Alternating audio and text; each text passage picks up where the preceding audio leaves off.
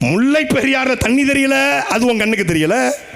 பக்கத்தில் இருக்க பினராயி விஜயன் ஹெட்செட் போட்டு கொடுத்து நீங்கள் பேசுகிறத மலையாளத்தில் டிரான்ஸ்லேட் பண்ணீங்களே, அப்படி மலையாளத்தில் என்ன சேட்டா கேரளாண்ட தண்ணி கொஞ்சம் கொடுக்கலோ அப்படின்னு பேச வேண்டியதானே, கொஞ்சம் தண்ணி தெரியவேலோன்னு பேச வேண்டியதானே. அங்கே டி.கே. சிவக்குமார் வந்திருக்காரு. டி.கே. சிவக்குமார்ட்ட தொகுதி விரிவாகத்திற்கு சிகப்பு கம்பளம் வரவேற்பு கொடுத்து ஏர்போர்ட்டில் துப்பாக்கி அந்த காவலரை வைத்து டி.கே. சிவக்குமாரை அழைத்து வந்த தமிழ்நாடு முதலமைச்சர் மரியாதைக்குரிய அப்பா, தப்பா பேசாதீங்க அப்பா. கொஞ்சம் டி.கே. சிவக்குமார்ட்ட நீங்க உண்மையிலேயே சோத்துல உப்பு போட்டு சாப்பிட்றதா இருந்தா, தூத்துக்குடி உப்பு போட்டு சாப்பிட்றதா இருந்தா, காவிரில தண்ணி கொஞ்சம் தாங்கன்னு கேளுங்களேன். காவிரி பிரச்சனைக்கு தீர்வு இல்லை, முல்லை பெரியாற்றுக்கு தீர்வு இல்லை. இங்க நம்ம மீனவருக்காக போராடுறோம், அங்கே அண்ணா யூனிவர்சிட்டிக்கு போராடுறான், அந்த பக்கம் ஜவஹர் அலி புதுக்கோட்டில் வெட்டி கொலை செய்யப்பட்டிருக்காரு, மக்கள் போராடிக்கிட்டு இருக்கான். திருநெல்வேலி டவுனில் ஜாகிரிசன் கொலை செய்யப்பட்டிருக்காரு, மக்கள் போராடிக்கிட்டு இருக்கான். நாடு முழுக்க பாலியல் வன்கொடுமைகள் மக்கள் போராடிக்கிட்டு இருக்கான். ஜாக்டோ ஜியோ ஆசிரியர் பெருமக்கள் போராடிக்கிட்டு இருக்கான். மீனவ கூட்டம் போராடுது, மாணவ கூட்டம் போராடுது, மின்சார ஊழியர்கள் போர்மேன் போராடிக்கிட்டு இருக்கான். 2013 டெட் தேர்வு எழுதிய ஆசிரியர் போராடுறான். நாடு முழுக்க போராட்டம். அவரே சொல்றாரு 1,00,000 போராட்டத்துக்கு நாங்கள் அனுமதி கொடுத்துருக்கோம், இதுதான் எங்களுடைய ஜனநாயகம். திருப்பி அவரே சொல்றாரு சாலை எங்கும் சென்றேன், ஆக சாலைகள் தான் சென்ற, எல்லா சாலைகள்லையும் மக்களுடைய கைகளில் படுக்கள் இல்லை, மக்களுடைய முகத்தில் மகிழ்ச்சி இருக்கிறது. மக்களின் கையில் மனுக்கள் இல்லையா, மகிழ்ச்சி இருக்குது. அப்போ இது என்னது? Hello mister excuse me Gunasekaran Sun TV, கொஞ்சம் ஜூம் பண்ணி ஐயாவுக்கு போட்டு காட்டுங்க. Hello mister Thanthi TV Hariharan please excuse me Karthigai Selvan news 18 Tamil Nadu, கொஞ்சம் ஜூம் பண்ணி கொண்டு போய் காட்டுங்க. கொஞ்சம் எதுவுமே தெரியலங்க. ஏன் தெரியலன்னு கேட்டால் அவரே சொல்றாரு. ஆனால் பாருங்களேன், திமுக காரங்களை மாதிரி பிழைக்க தெரிஞ்ச உலகத்தில் கிடையாது. தெரிஞ்சிருச்சு. சீமான் ஒரு வழக்கா ஒரு கணக்கா போறாப்புல. இதுவரைக்கும் சாதியாக தெரிந்து கொண்டிருந்த தமிழ் சமூகத்தை இணைத்து கொண்டிருக்கிறார். இதுவரைக்கும் 13 அமைப்பு வந்திருக்கு. இன்னும் ஓராண்டு காலத்தில் ஒட்டுமொத்த தமிழ் அமைப்புகளையும் ஒருங்கிணைச்சிருவார். ஒரு பெரிய தமிழ் தேசிய கூட்டம் எழுந்துகிட்டு இருக்கு. 2026க்கு பிறகு நம்ம பிழைக்க முடியாது, இந்த வண்டியை உருட்ட முடியாது தெரிஞ்ச உடனே எனக்கு போட்டியா யூடியூப் சேனல் தொடங்கிட்டாங்க. அண்ணா பார்த்தீங்களா, கிரீன் மேட்டை போட்டுக்கிட்டு ஸ்டாலின் ஒரு கண்ணாடி, அகடா என்ன சொல்ற அப்படின்னா என்ன கேள்வி பதில் நல்லா இருக்கியா, இந்த பொழப்பு நல்லா இருக்கு ஐயா, நல்ல ரெவென்யூ வருமியா. நான் கூட சப்ஸ்கிரைப் பண்ணியிருக்கேன் உங்கள் சேனலை, உங்கள் கட்சிக்கார மண்ண நான் பண்ணியிருக்கேன். ஏன்னா எம்.கே. ஸ்டாலின் பேஜில் லைவ் போதுங்க, ஒய்எம்சி திடலில் பேசிட்டு இருக்க லைவ் போது 47 பேர் பார்க்குறான், 48 நான். எங்கள் அண்ணன் வளசரவாக்கம் வரல வளசரவாக்கம் காவல் நிலையத்துக்கு எம்டியாக கேமரா வைக்கிறான். 15,000 பேர் ஸ்டேஷனில் பார்த்துக்கிட்டு இருக்கான். எங்கள் அண்ணன் வரும்போது இது தாண்டா தமிழ் தேசிய இனத்தினுடைய எழுச்சி. இந்த இப்போ பாருங்க, இது இன்னைக்கு கூட்டம் போட்டுருக்காங்களே, காலை ஒரு பய பார்க்கல. நான் தான் உட்காந்து ஏர்போர்ட்டில் மெனக்கிட்டு என்ன பேசுகிறேன், இதாக கண்டென்ட் கிடைக்குமான்னு பார்த்துக்கிட்டு இருந்தேன். ஒரு பய பார்க்க மாட்டான். ஆனால் இப்போ எல்லா தொலைக்காட்சியிலும் காட்ட மறுத்தாலும் வலையொலிகள் வாயிலாக லட்சக்கணக்கான மக்கள் உலகமுழுக்க அண்ணன் சீமான் என்ன பேசுகிறார் என்று பார்க்கிறார்கள்.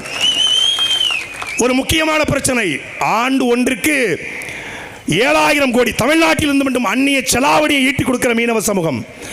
இந்தியாவில் கிட்டத்தட்ட 7 லட்சம் டன் மீன்கள் பிடிக்கப்படுகிறது. அதில் அதிகமாக தமிழ்நாட்டிலிருந்து 1,10,000 டன் மீன்கள் இந்தியாவிலிருந்து பிடித்து வெளிநாடுகளுக்கு ஏற்றுமதி செய்யப்படுகிறது. கவிப்பேரசு வைரமுத்து சொல்வார், பூமத்திய ரேகையின் மையக்கோடு பற்றி சென்றவர்கள், ஆனால் வறுமை கோட்டுக்கு கீழே வாழக்கூடியவர்கள் எங்கள் மீனவர்கள் என்று. மீனவருடைய வாழ்வாதாரம் இன்று நடுத்தெருவில் நிற்கிறது. ஒரு பக்கம் சாராயம், ஒரு பக்கம் இலங்கை கடற்படை, இன்னொரு பக்கம் தனியார் முதலாளியுடைய டாடா போன்ற ரிலையன்ஸ் போன்ற ஃபிஷிங் போற்றி வைத்து மொத்த மீன்களையும் அள்ளிக்கொண்டு செல்கிறான். மீன் தொழில் இன்றைக்கு நடுத்தருக்கு வந்துவிட்டது. தொகுதி விரிவாக்கத்துக்காக தமிழ்நாடு முதலமைச்சர் கூட்டம் போடுறாரு, இந்தியாவுடைய விரிவாக்கத்திற்காக எங்கள் சீமான் கூட்டம் போட்டுக்கிட்டு இருக்காரு. இந்திய விரிவாக்கம் என்றால் கச்சத்தீவை மீட்டு இந்தியாவோடு இணைக்கிற இந்திய விரிவாக்கத்திற்காக, இந்தியாவின் எல்லை விரிவாக்கத்துக்கான கூட்டம் இது. நீ பெரியாளா நாங்கள் பெரியாளா? மீனவர்கள் மீன்களை பிடித்து கரைக்கு திரும்பினால் மீன்கள் மீனவர்களுக்கு உணவு, திரும்பாவிட்டால் மீன்களுக்கு மீனவர்களே உணவு என்கிற கவிப்பேரசு ஐயா வைரமுத்துடைய வரிகளுக்கு இணங்க கடலோடு போராடுகிற மீனவ மக்கள் நித்தம் இலங்கை கடற்படையோடு போராடுகிறார்கள் என்று நாம் ஆர்ப்பாட்டத்தை நிகழ்த்துகிறோம். பேசிய எல்லோரும் சொன்னது மீனவர் பிரச்சனைக்கான ஒரே தீர்வு கச்சத்தீவை மீட்பது. கச்சத்தீவு எப்போது கொடுக்கப்பட்டது, யாரால் கொடுக்கப்பட்டது, கொடுக்கும்போது கக்கத்தில் கை வச்சு கொண்டு யார் படுத்திருந்தா என்று எல்லோரும் விலாவரியாக நாம் பல ஆழமாக பேசுகிறோம். கொடுத்துட்டோம், கொடுத்தது தான், கொடுத்தா திருப்பி எடுக்கலாம்.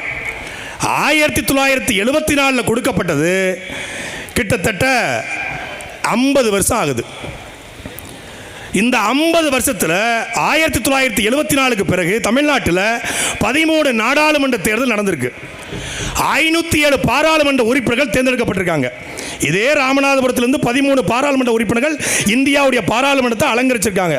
நான் கேட்கிறேன், 507 பாராளுமன்ற உறுப்பினர்கள் 13 பாராளுமன்ற தேர்தலில் புடுங்கி ஜெயிச்சு என்ன பண்ணீங்க? 1974க்கு பிறகு 2024 வரைக்கும் இந்த பாராளுமன்றத்தில் கச்சத்தீவு குறித்து பேசிய ஒரே மகன் தேவர் தந்த தேவர் உறங்கா புலி எங்களுடைய ஐயா மூக்கையா தேவர் மட்டும்தான். இது என்ன உங்கள் அப்பன் வீட்டு சொத்தா நீங்கள் பூதானம் எடுத்து கொடுப்பதற்கு? வடக்கே நிலத்தை கொடுத்தது போல உங்கள் காலுக்கு அடியில் இருந்தால் எடுத்து கொடுப்பீர்களா?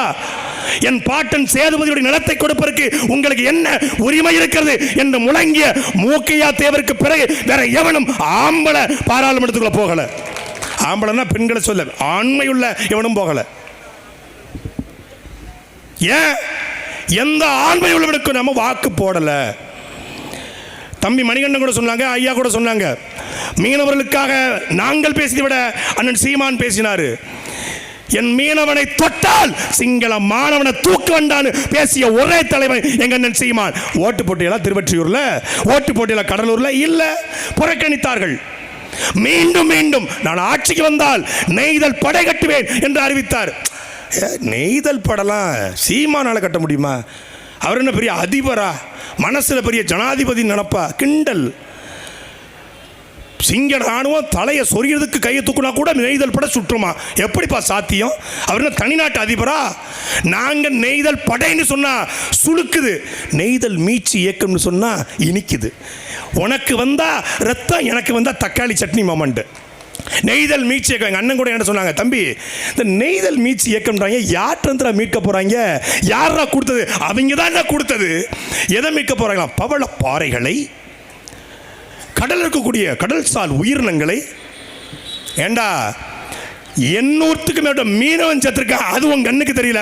வடிவேல் ஒரு படத்தில் சொல்வார், ஏண்டா அங்கே மாடு செத்துருக்கு உங்க கண்ணுக்கு தெரியல, ஆடு செத்துருக்கு உங்க கண்ணுக்கு தெரியல, மீன் செத்துருக்கு உங்க கண்ணுக்கு தெரியல, இத்தனோண்டு ஈ செத்துருக்கு உங்க கண்ணுக்கு தெரியலடா.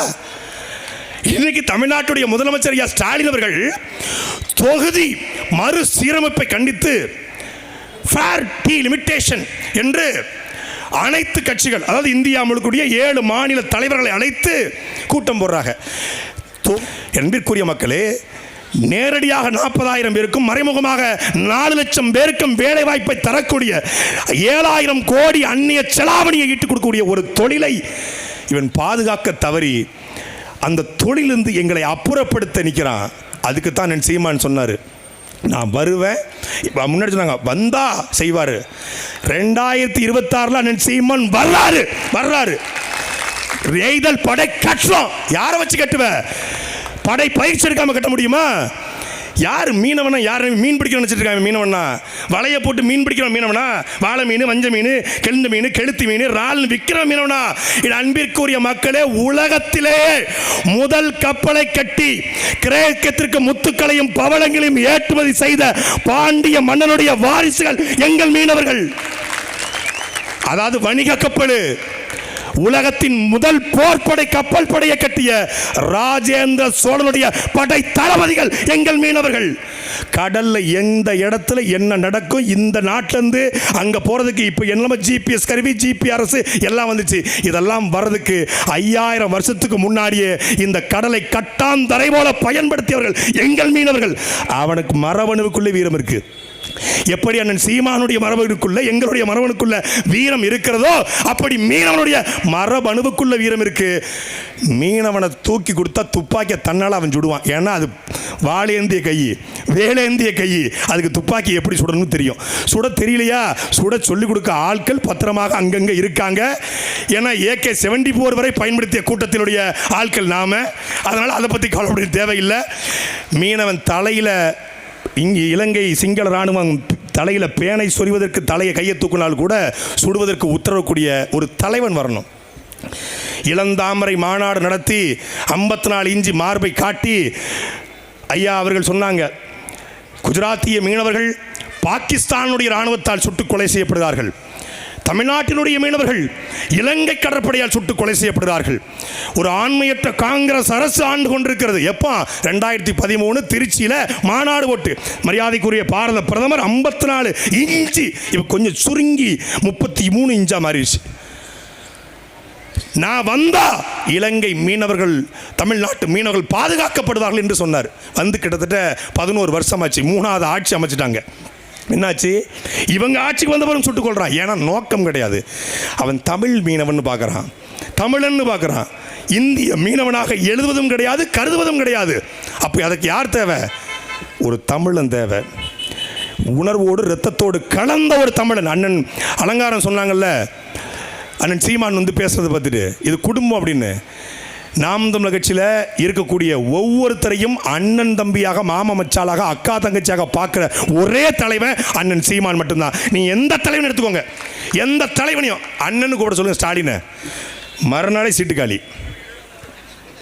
இல்லை மாமானு கூப்பிடுங்களேன். இப்போ அண்ணனு கூப்பிட அப்பானு கூப்பிடக்கூடாதுன்னா அவர் ஒரு மீம் கூட போட்டிருந்தாங்க. நான் அப்பானு கூப்பிட சொன்னது தப்பாக போச்சு, அப்பா எப்பப்பா சொத்தை பிரித்து தருவேன்னு கேட்குறாங்க. எந்த அப்பன் பிள்ளைகளை குடிக்க வைப்பான்? 1000 கோடி ரூபா டாஸ்மாகில் ஊழலுங்க. எதற்குமே வழக்கு தொடுக்காத இந்த தமிழ்நாடு அரசு அவசரமாக உயர்நீதிமன்றத்தில் வழக்கு போடுது. நான் கூட ஊழலே பண்ணலன்னு சொல்லி வழக்கு போட போகிறேன்னு பார்த்தா எதுக்கு நம்ம வழக்கு? அமலாக்கத்துறை சோதனைக்கு வரக்கூடாதுன்னு நாங்கள் சொல்லலை, சொல்லிட்டு வாங்கன்னு தான் சொல்கிறோம். கவனிச்சிலா? அமலாக்கத்துறை சோதனைக்கு வரக்கூடாது நாங்கள் எங்கே சொன்னோம், சொல்லிட்டு வாங்க. ஏன்? அப்போ தானே ஒளிச்சு வைக்க முடியும். ஏன்னா சோதனைக்கு வரவன் எப்போ சொல்லிட்டு வருவான்? கொஞ்சம் சொல்லிட்டு வந்தால் பதறாமல் இருக்கும்லாங்க. பதறதில்லை. இப்போ எங்களுக்கு 1000 கோடி வெளியே தெரிஞ்சு ஊழல், வெளியே தெரியாமல் 1 லட்சம் கோடி ஊழல். ஏங்க, மண்ணில் ஊழல் பண்ணு, மலையில் ஊழல் பண்ணு, கல்லில் ஊழல் பண்ணு, ரேஷனில் ஊழல் பண்ணு, ஏன் இந்த டாஸ்மாகில் கூட ஊழல் பண்ணு.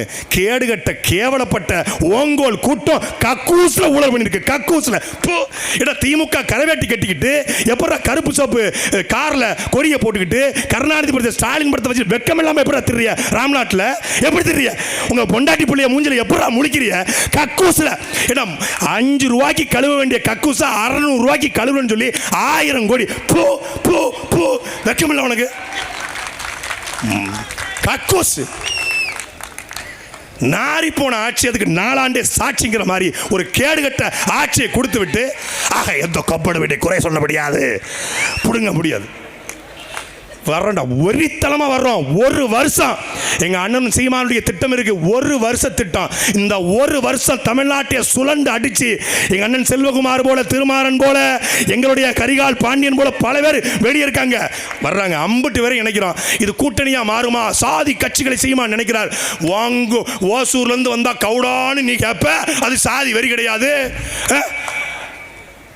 சாதி பார்த்து சீட்டு கொடுப்ப, அது சாதி வெறி கிடையாது. இது சாதி வெறியா? சாதி கட்சிகளோட கூட்டணியா? சாதிக்காக கட்சி கட்டினாலும் தமிழ் தேசிய இனத்தினுடைய மீட்சிக்காக வந்திருக்கிற எங்களுடைய அண்ணன்மார்களுடைய வந்திருக்கிறாங்க. அண்ணன் சீமானுடைய கரத்தை வெளிப்படுத்த நின்றார்கள் சமூகத்திற்காக. அந்தந்த சமூகத்துக்கு அவன் உண்மையாக இருந்தான். நீ வந்து ஓட்டு போட்ட தமிழ் சமூகத்துக்கு உண்மையாக இருந்தியா?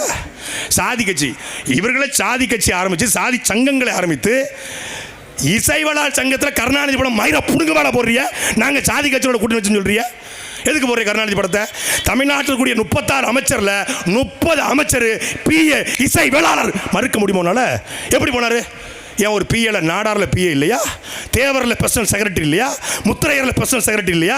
கோனாரில் இல்லையா? கொங்கு வேளாளர் இல்லையா? பறையர் இல்லையா? ஆதி தமிழர் இல்லையா? குயவர் இல்லையா? நாடார் இல்லையா? எப்படா இசை வேளாளர் மட்டும்? பொன்முடிக்கும் இசை வேளாளர், ஸ்டாலினுக்கும் இசை வேளாளர், செந்தில் பாலாஜிக்கும் இசை வேளாளர், அன்பில் மகேஷுக்கும் இசை வேளாளர். எப்படி ஒரு பர்சனல் செக்ரட்டரி? இதுதான்டா சாதி வெறி, இதான்டா சாதி வெறி. இடஒதுக்கீடு அடிப்படையில் நீ பேச தகுதியற்றவன். நாங்கள் பேசுவோம், நிறைய இருக்கிறது. 1 வருஷம் இவர்களை அடிக்கிற அடியில் 70 ஆண்டு திராவிடம் இந்த மண்ணிலே புதைய வேண்டும். செந்தமிழன் சீமான் கோட்டையை பிடிக்க வேண்டும். அன்றுதான் தீரும் இந்த மீனவர் பிரச்சனை, கச்சத்தீவு பிரச்சனை. நன்றி, வணக்கம். நாம் தமிழர்.